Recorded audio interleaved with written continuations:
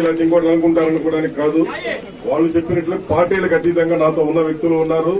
అలాగే ఇక్కడ ఈ రోజు వైఎస్ఆర్ కాంగ్రెస్ పార్టీలో నిజంగా 2019 ఎన్నికల్లో వీళ్ళందరికీ న్యాయం జరిగిద్దని ప్రతి ఒక్కరూ ఆ రోజు మర్రి రాజశేఖర్ గారు మంత్రి అవుతారని, మరి అలాగే మేము కూడా అలాంటి సీనియర్ నాయకులు మాకున్నారు మంత్రి అవుతాడని ఆయన అడుగుజాడలో మన నియోజకవర్గం బాగుంటుందని చెప్పేసి మేమందరం పనిచేశాం.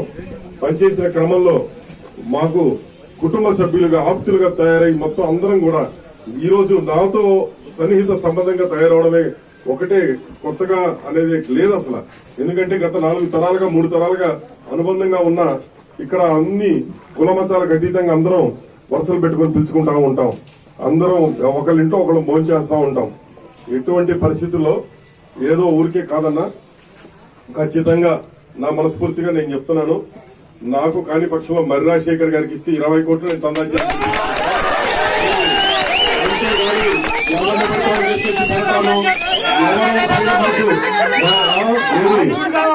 పైన సీఎం ఆఫీస్ కి పిలిచి ఎవరో 2-3 చెబితే వినడానికి అంత భయపడటానికి కాదు.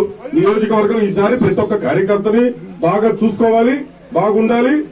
మన కార్యకర్తలు నాయకులమే తప్ప తెలుగుదేశం మీద కేసులు పెట్టి చూపించండి. ఈ 5 సంవత్సరాల్లో ఒక్కరు కూడా నేను ఓపెన్ గా చెప్తున్నా. మరి మా వైస్ చైర్మన్ గారు కొలిసారి శ్రీనివాసరావు అన్న గారు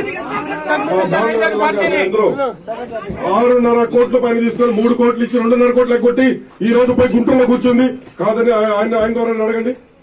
నాకు 6.5 కోట్లు ఇవ్వాలి. నేను ఇందాక సజ్జల దగ్గర అడిగితే ఆమె ఇచ్చింది వదిలేయన్ని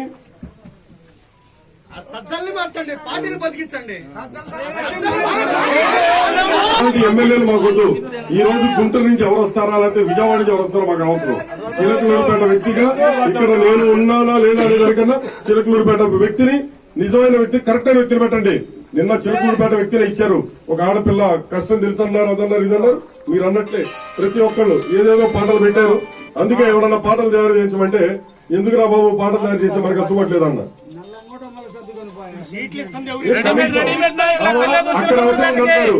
అక్కడ కాబట్టి మనోహర్ అక్కడ పెట్టి ఇక్కడికి వచ్చి అదిలి పడితే మన తమ్ముంటే